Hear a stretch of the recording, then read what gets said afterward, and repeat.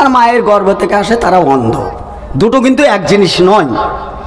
তা যা কানা, সে কানার বিয়ে শাদী হয় না ভালো। আমি ওই তো ওর জন্য বলে আমারই বিয়ে হতে 8 বছর, তা কানার এবার ক বছর লেগেছে, আর কানাই ভালো বুঝে।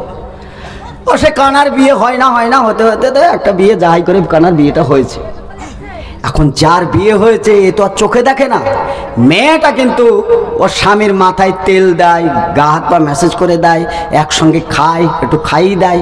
আর কানের গোড়ায় কিন্তু একটা কথা বারবার বলে যে আমি কত বিশ্ব সুন্দরী ছিলাম, ইন্দিরা গান্ধী ফেল আমার চেহারার কাছে, কত ছেলে আমার লাইনে ছিল আর কতজনা লাইন দিয়েছিল, আর তাদের সঙ্গে আমার বিয়ে টিয়ে না হয়ে কত তোমার ভাগ্য, আর তুমি কত ভালো ভাগ্যবান মানুষ, তোমার সঙ্গে আমার বিয়েটা হয়েছে।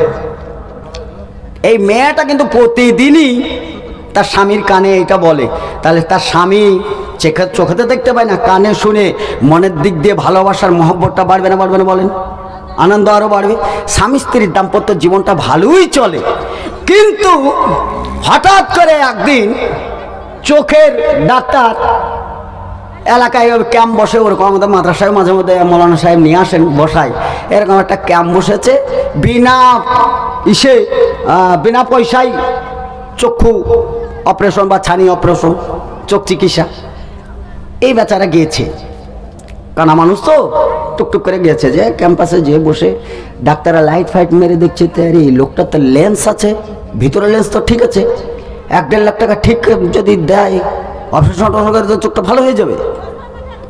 এলাকার গণ্যমান্য প্রধান যারা ছিল তাদেরকে ডেকে বলছে যে স্যার দেখুন, এই কানা ব্যক্তির কিন্তু ভিতরে লেন্সটা ভালো আছে, ওপরে ছানিমানি পড়ে আছে, যদি 1-1.5 লাখ টাকা খরচ করা হয় তাহলে কিন্তু ভালো স্বাভাবিক দেখতে পাবে। এখন প্রধান হাজার হোক, দেশের মান্যগণ্য লোক, এই আলোচনা ওই আলোচনা করতে করতে মসজিদে আলোচনা করছে লোকটার জন্য ব্যবস্থা করা হোক, তুই 5,000 ও 10,000 আমি কিছু দিয়ে লোকটার স্বাভাবিক হোক। একটা অন্ধ মানুষ কতদিন থাকবে? সবাইকে তো টাকা মাকা তোলার জন্য ব্যস্ত। হঠাৎ করে আর স্ত্রীর কানে গেছে যে তোমার স্বামীর চোখ অপারেশন হবে, কিন্তু স্বাভাবিক দেখতে পাবে। কিন্তু তার স্ত্রী, সবাই রাজি টাকা পয়সা তোলার জন্য, তার স্ত্রী কিন্তু একদম নারাজি। একদিন ভাত দাও না, একদিন দেখতে আসো না, আজকে দরদ উতলি পড়ছে, কেন আসবে, কেন চোখ অপারেশন, আমার যা আছে তাই থাক, মানে আমার স্ত্রী গায়ে ফেলতে দিচ্ছে না। আচ্ছা, তার স্ত্রী আরো ভালো হতো না? কেন ফেলতে দিচ্ছে না বলেন তো? কারণ তার স্ত্রী হচ্ছে কালো কুৎসিত, ভুল বুঝানো হয়েছে আর ভুল শোনানো হয়েছে, শুনে আনন্দিত ছিল। এখন চোখ যদি ফিরে পায়, তার আসল রূপ দেখতে পেলে ওই বউ টিকবে? ওই বউ থাকবে না, তালাক হবে বলেন?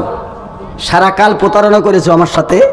আমি এখন স্পষ্ট দেখতে পাচ্ছি, যারা আমরা জালসা করছি বা যারা আমরা জালসা শুনছি, আপনারা এই মৌলবি এই ফতোয়া দিচ্ছে, ওই মৌলবি ফতোয়া দিচ্ছে, আমরা কোনটা মানবো? এত কথা না ভুলে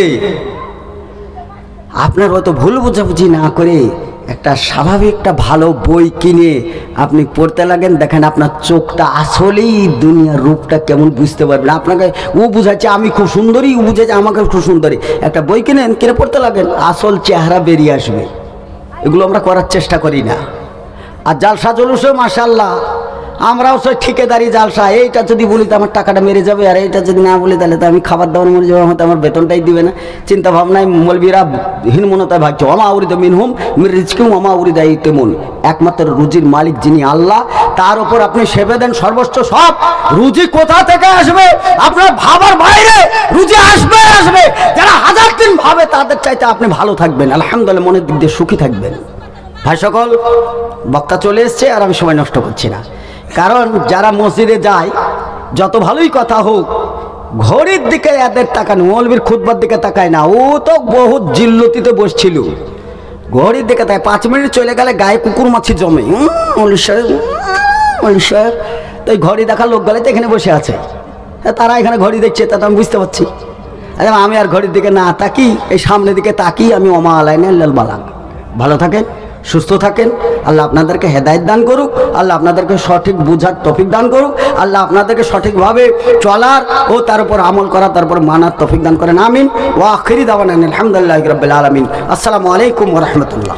দম দিয়ে তারা নিরপেক্ষ দৃষ্টিতে তারা একটা যৌথভাবে টেক্সটাইল মোড় বহরমপুরে 11টা থেকে 11টায় মনে না 11টা থেকে 12টা নাকি, হ্যাঁ তো না হোক 11টা থেকে 12টা এর মধ্যেই আমাদেরকে উপস্থিত হতে হবে এবং মানে যাওয়ার একবারে মানসিকভাবে চিন্তা ভাবনা নিয়েই যেতে হবে। কারণ ওখানে আমরা যদি কিছু লোক আমরা যে জোরতাল প্রতিবাদ জানাতে পারি তাহলে কমসে কম তারা এই বিলটা পাস করতে পারবেন না। আমাদের জনগণ হচ্ছে সবার চাইতে সবার ঊর্ধ্বে, জনগণের ঊর্ধ্বে সরকারও না আর আইনও না।